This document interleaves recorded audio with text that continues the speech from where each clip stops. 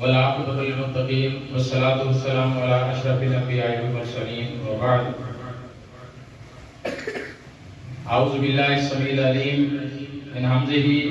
ونفثہ ونفثہ بسم اللہ الرحمن الرحیم قد افلح من تزکا وذکر اسم ربہ فصلی۔ یہ دور انتہائی پرفتن دور ہے، زمانہ قریب سے قریب تر ہوتا چلا جا رہا ہے۔ قیامت کی بڑی نشانیوں کے آثار نظر آنا شروع ہو چکے ہیں۔ قیامت کی چھوٹی نشانیاں تقریباً تمام پوری ہو چکی ہیں، لیکن انسان جس جگہ پر چل رہا ہے وہ یہ سمجھتا ہے کہ شاید یہ اسی طرح چلتا رہے گا۔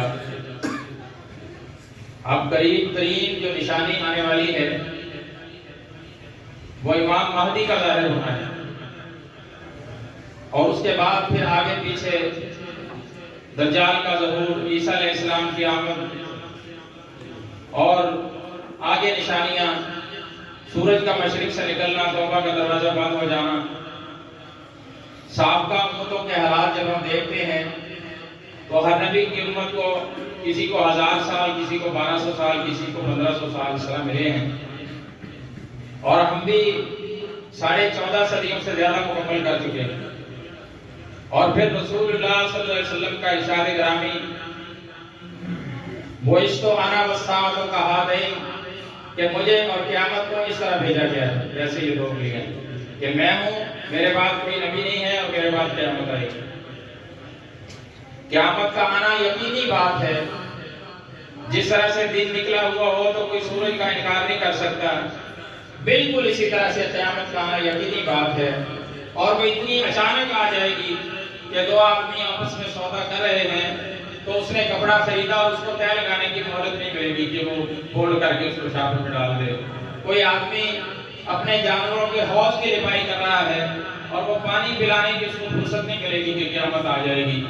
ایسے اچانک قیامت کا ظہور ہو جائے گا اور انسان ہکا بکا رہ جائے گا کہ یہ کیا ہو گیا، اور دنیا یقیناً ختم ہو جانے والی ہے، اور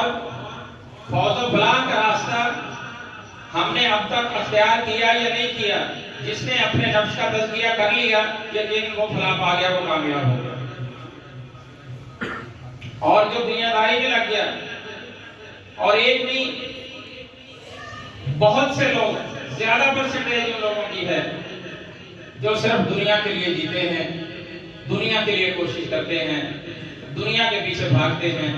اور قرآن نے ان کا ذکر اس انداز میں کیا وَمِنَ النَّاسِ مَن يَقُولُ رَبَّنَا آتِنَا فِي الدُّنْيَا وَمَا لَهُ فِي الْآخِرَةِ مِنْ خَلَاقٍ۔ اللہ کا قرآن کہتا ہے، وہ کہتے ہیں یا اللہ ہمیں دنیا مل جائے، ہمیں دنیا مل جائے، اور آخرت میں ان کا کوئی حصہ نہیں۔ وَمِنْهُمْ مَن يَقُولُ رَبَّنَا آتِنَا فِي الدُّنْيَا حَسَنَةً وَفِي الْآخِرَةِ حَسَنَةً وَقِنَا عَذَابَ النَّارِ۔ اور بہت سے لوگ ایسے ہیں جو کہتے ہیں یا اللہ ہمیں دنیا کی بھلائیاں بھی عطا کر دے اور ہمیں آخرت کی بھلائیاں بھی عطا کر دے۔ اللہ فرماتے ہیں کہ ان کا جو حصہ ہم نے یہاں رکھا ہے وہ یہاں بھی ان کو ضرور ملے گا، اور جو آخرت میں رکھا ہے وہ وہاں بھی ان کو ضرور ملے گا۔ دنیا کمانا منع نہیں ہے، حرام نہیں ہے، لیکن ترجیحات ہیں کہ کون بندہ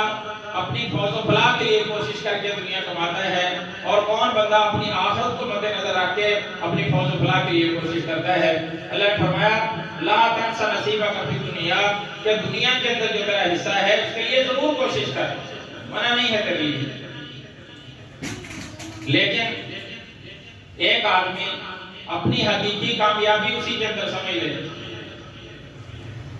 دیکھیں یہ ترجیحات ہیں ہماری۔ جو بندہ دنیا کے معاملے میں دنیا کے پیچھے چلتا ہے اور وہ تو عیاشی کی زندگی بسر کر رہا ہے، وہ اپنی نیند پوری کرتا ہے، وہ اپنے دفتر کو پورا ٹائم دیتا ہے، وہ اپنی دکان کو پورا ٹائم دیتا ہے، اور اس کے مقابلے میں جو آخرت کی فکر کرتا ہے اور دنیا بھی کماتا ہے، اس کی نہ نیند پوری ہوتی ہے، دکان سے اپنا گاہک اس کو چھوڑنا پڑتا ہے، دفتر کا کام اس کا ڈسٹرب ہوتا ہے، سارے کچھ ہوتا ہے، لیکن اس کو فکر کس بات کی ہے کہ میری آخرت داؤ پر نہ لگ جائے، دنیا کا کام بھی کرتا ہے۔ اور جو لوگ صرف دنیا کے لیے جیتے ہیں، اللہ اکبر، اب یہ تو بات یہ ہے نا کہ ہماری ترجیحات کیا ہے، ہماری کامیابی کا معیار کیا ہے۔ جب کامیابی کا ہر بندہ یہ چاہتا ہے دنیا میں میرے پاس پیسہ ہو، عزت ہو، ناموری ہو، شہرت ہو، میرے بچوں کا مستقبل محفوظ ہو جائے، ہر بندہ چاہتا ہے، لیکن یہ سارا کچھ کرتے ہوئے آخرت کی اس کو کوئی فکر ہی نہ ہو، تو کامیابی کا ایک یہ اس کا معیار ہے۔ اور ایک بندہ وہ چاہتا ہے کہ ضرورت کے مطابق مجھے دنیا میں مل جائے، لیکن آخرت میں میرا جو حصہ ہے وہ محفوظ رہے، آخرت میں میں کامیاب ہو جاؤں اور وہاں میری فلاح ہو جائے اور نجات ہو جائے۔ اب اس کا معیار کچھ مختلف ہے۔ جب کامیابی کا معیار تبدیل ہوتا ہے تو انسان کا طرز زندگی بھی تبدیل ہو جاتا ہے۔ مثال کے طور پر دیکھیے، حضرت حرام بن ملحان کا واقعہ موجود ہے کہ رسول اللہ صلی اللہ علیہ وسلم کے پاس کچھ لوگ آئے بنی عامر قبیلے کے، ان کے سردار نے کہا، ان کے سردار کو رسول اللہ صلی اللہ علیہ وسلم نے اسلام کی دعوت پیش کی، اس نے دعوت کو قبول نہ کی لیکن انکار بھی نہ کیا، اور رسول اللہ صلی اللہ علیہ وسلم سے کہنے لگا کہ اگر آپ چاہیں تو کچھ لکھے پڑے لوگ جن کو قرآن کا علم ہو، دین کا علم ہو، وہ ہمارے ساتھ بھیج دیں ہمارے قبیلے میں، ہم ان سے دین اسلام سیکھیں گے، تو ہو سکتا ہے کہ لوگ اسلام قبول کر لیں۔ رسول اللہ صلی اللہ علیہ وسلم نے فرمایا کہ ٹھیک ہے تم لے جاؤ۔ وہ 70 بہترین قاری ابتدائے اسلام کے جو کہ کریم تھے اس وقت کے، رسول اللہ صلی اللہ علیہ وسلم نے ان کے ساتھ بھیج دیے۔ جب میرے مونا کے کنویں پر پہنچے تو وہاں جا کر ان گروپ والوں نے اپنا ایک ساتھی جن کا نام حرام بن ملحان رضی اللہ عنہ صحابی، ان کو بھیجا اس قبیلے کے سردار عامر بن طفیل کے پاس۔ اب عامر بن طفیل کے پاس پہنچ کر رسول اللہ صلی اللہ علیہ وسلم کا خط پیش کیا تو اس بدبخت نے اس خط کو پکڑنا بھی گوارا نہیں کیا۔ اللہ کے اس دشمن نے اپنے ایک بندے کو اشارہ کیا اور اس نے حضرت حرام رضی اللہ عنہ کو پیچھے سے پیٹھ کے اندر ایسا نیزہ گھونپا کہ وہ آر پار ہو گیا، اور یہ نیزہ لگتے ہی، یہ بخاری شریف کی حدیث ہے، جو الفاظ حضرت حرام بن ملحان رضی اللہ عنہ کے منہ مبارک سے نکلے وہ کیا تھے؟ اللہ اکبر، فزت ورب الکعبہ، اللہ کی قسم میں کامیاب ہو گیا، کعبے کے رب کی قسم میں کامیاب ہو گیا۔ قسم کھا کے کہتے ہیں کہ میں کامیاب ہو گیا، اور قسم بھی کعبے کے رب کی کھاتے ہیں، بخاری شریف کی حدیث ہے۔ اب ایک آدمی کے نزدیک دنیا حاصل ہو جانا، دنیا کی زندگی، دنیا کا معلوم تھا، اس کے نزدیک وہ کامیابی ہے۔ ایک بندہ زندگی کو کامیابی سمجھتا ہے، اور ایک بندہ موت کے دہانے پر پہنچ کے اپنی شہادت کو اپنی کامیابی سمجھتا ہے۔ اب یہ ترجیحات مختلف ہیں۔ دیکھیے اللہ تعالیٰ کا خاص کر اس طرح کی بے شمار مثالیں ہیں۔ اصحاب الاخدود کا واقعہ بھی اسی طرح ہی ہے کہ وہ جب اس نے ایک بہت بڑی جفا چلائی اور وہ اپنے حربوں میں کامیاب نہ ہو سکا، اور ان مسلمانوں کو اٹھا کر ان کے اندر ڈالنا شروع کر دیا، وہ اپنے اسلام سے پھرنا انہوں نے گوارا نہیں کیا، انہوں نے اپنی فلاح اور کامیابی کا راز اسی جلدی آگ کے اندر جانا، اور وہ آگ کے اندر ڈوب گئے۔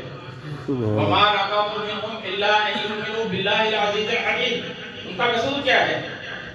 کہ وہ حمد و ثنا والے عظیم رب کے اوپر ایمان لے آئے ہیں، بس انہوں نے کہا جو مرضی کر لو۔ اور اسی طرح سے فرعون نے جب موسیٰ علیہ السلام کو بلایا اور اپنے جادوگر بلائے تو موسیٰ علیہ السلام نے اپنا عصا پھینکا، اس کے جادوگروں کے جو چھوٹے چھوٹے سانپ سپولیے تھے وہ موسیٰ علیہ السلام کے عصا نے اژدہا بن کے ان سب کو ہڑپ کر لیا۔ تو وہ ایک دم فرعون غصے کے اندر آیا اور کہنے لگا لگتا ہے کہ اسی سے تم نے سیکھا ہے اور اس کو تم ہرانا نہیں چاہتے اور اس کی تم نے عزت افزائی کی ہے، تم اس کے ساتھ مل گئے ہو، اب میں تمہارے ساتھ یہ کروں گا فلا قطعنا ایدیکم وارجلکم من خلاف، اب میں تمہیں دایاں ہاتھ اور بایاں بازو کاٹوں گا اور اس کے بعد تمہیں میں کھجور کے تنوں کے ساتھ پھانسی لٹکا دوں گا، پھر تمہیں پتہ چلے گا۔ لیکن وہ تو جان چکے تھے کہ موسیٰ علیہ السلام نے جو عصا پھینکا ہے یہ کوئی جادو نہیں ہے، یہ تو حقیقی اللہ تعالیٰ کی طرف سے معجزہ ہے۔ اس بات پر وہ ایمان لے آئے۔ اب اس نے کہا اچھا تم اس کے ساتھ مل گئے اور ایمان لے آئے، اب میں تمہارا یہ حال کروں گا۔ تو انہوں نے جو آگے سے جواب دیا وہ کیا تھا؟ یہ ان کی ترجیحات تھیں، یہ کامیابی کا ان کا ایک معیار تھا۔ انہوں نے کہا فَقْضِ مَا أَنْتَ قَاضٍ إِنَّمَا تَقْضِي هَٰذِهِ الْحَيَاةِ الدُّنْيَا، جو تیرا جی چاہتا ہے وہ کر لے، تو اس دنیا کی زندگی بھی ہمارے ساتھ کر سکتا ہے نا۔ ہم جس رب پر ایمان لے آئے ہیں اس کو ہم نہیں چھوڑ سکتے۔ اب میرے بھائیوں، یہ ہماری ترجیحات ہیں اور یہ ہمارا ایک معیار ہے۔ کتنے ایسے بچے ہیں ہم ان کو منع نہیں کرتے، وہ ایسی کلاسز کے اندر جا کے بیٹھتے ہیں اور بھاری بھرکم ان کے والدین فیسیں ادا کرتے ہیں۔ الحمدللہ کوئی ڈاکٹر بنتا ہے، کوئی انجینئر بنتا ہے، کوئی پی ایچ ڈی کرتا ہے، خوشی کی بات ہے۔ الحمدللہ یہ اللہ پاک کا احسان ہے، یہ معیار ہے، یہ تبدیلی ہے، یہ ترجیحات ہیں کہ جو بچے ہمارے پاس آ کر وہاں ایک ایڈیشنل کلاسز روم کے بعد یہاں چٹائیوں کے اوپر آ کر قاری زبیر صاحب کے سامنے روزانہ ہو کر قرآن کو یاد کرتے ہیں، یہ ترجیحات ہیں نا۔ ان کو بھی کامیابیاں ملے، ہماری دعا ہے، لیکن یہ کامیابی ہے، در حقیقت یہ حقیقی کامیابی ہے۔ اب یہ والدین کا کامیابی کا معیار ہے، وہ اس کو سلیکٹ کرتے ہیں، اس کو سلیکٹ کرتے ہیں، اور یہ اللہ پاک کا احسان ہے کہ اس مادی دور کے اندر، اس پرفتن دور کے اندر ایسے والدین الحمدللہ موجود ہیں جو اپنے بچوں کو اپنی آخرت کی کامیابی اور فوز و فلاح کے لیے وقف کرتے ہیں، ان کو قرآن کا علم دیتے ہیں، ان کو دین کا علم دیتے ہیں، ان کو معاشرے کا ایک مفید شہری بناتے ہیں۔ یہ بچے جو ہوتے ہیں ان کے قلوب و اذہان کی تختیاں بالکل صاف ہوتی ہیں، پوری ہوتی ہیں۔ ہم نے ان پر قرآن کی آیات کو نقش کرنا ہے، ہم نے ان کے اوپر دین کے جذبات کو ثبت کرنا ہے تاکہ یہ بچے آگے اگر معاشرے کے مفید فرد بن سکیں۔ اب دیکھیے قیامت کی نشانیوں میں سے یہ بھی ہو چکا کہ علم اٹھا لیا جائے گا۔ آپ نے دیکھا یہ پچھلے سالوں کے اندر کتنے جید علماء کرام دنیا سے رخصت ہو گئے، اور سچ کہوں تو یہ بالکل حقیقت ہے، اس میں جھوٹ نہیں ہوگا کہ جس پائے کے عالم دنیا سے گزر چکے ہیں ان سے 10ویں حصے کا بھی بندہ پیچھے ان کے مقابلے میں باقی نہیں ہے، اگر ہے تو مجھے رہا۔ تو یہ ہم نے ان کو قرآن کا فہم دینا ہے، دین کا علم دینا ہے، اور اس دین کو باقی رکھنے کے لیے، اس کو دنیا میں قائم کرنے کے لیے، پھیلانے کے لیے ہم نے اپنی اولادوں کی تربیت کرنی ہے۔ ہماری ترجیحات یہ ہونی چاہیے کہ دنیا اللہ نے ہمارے مقدر میں لکھی ہے وہ مل جائے گی، اس کے لیے کوشش بھی کرنی چاہیے۔ جیسے میں نے آیت قرآنی آپ کے سامنے پڑھی ہے، منع نہیں ہے، لیکن اپنی آخرت کو مد نظر رکھنا اور اس کے لیے محنت اور کوشش کرنا یہ ہمارے لیے بہت زیادہ ضروری ہے۔ تو میں یہ اپیل کروں گا کہ اپنے بچوں کو محترم قاری صاحب کے پاس لا کر بٹھائیں، ان کو قرآن کا علم دیں، اس کے بعد ان کو دین کا علم سکھائیں تاکہ والدین کے فوت ہو جانے کے بعد ان کے لیے صدقہ جاریہ بنے۔ یہ تو آج دنیا میں ایسے ہے نا، کل قیامت کا جب دن ہوگا تو بڑے بڑے بادشاہ وہ تاج جو حافظ قرآن کے والد کو پہنایا جائے گا اس کو دیکھ کر